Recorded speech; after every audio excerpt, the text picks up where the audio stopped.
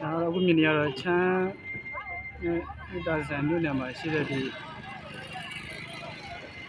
အနေလေးစစ်တပ်ကတူနာမှာရှိတဲ့ဒီမြေကနေပြည်သူတွေ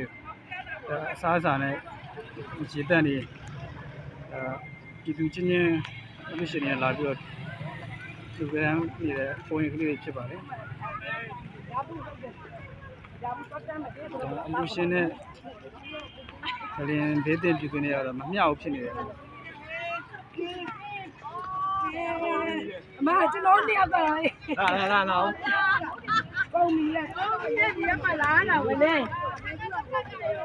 ရေဘူးပေါ့တဲ့ပါဒီမှာအယိုးဒါလေးကြည့်တော့သိကြတာ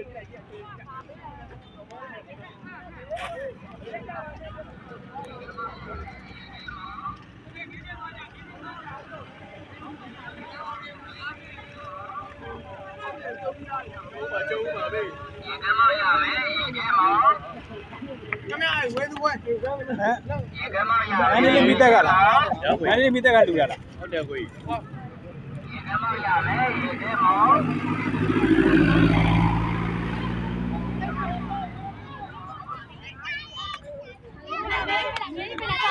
မေးရတော့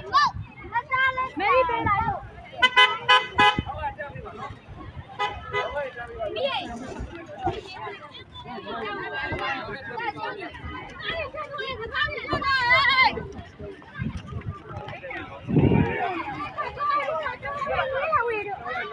ဒါနိုင်လီစိတ်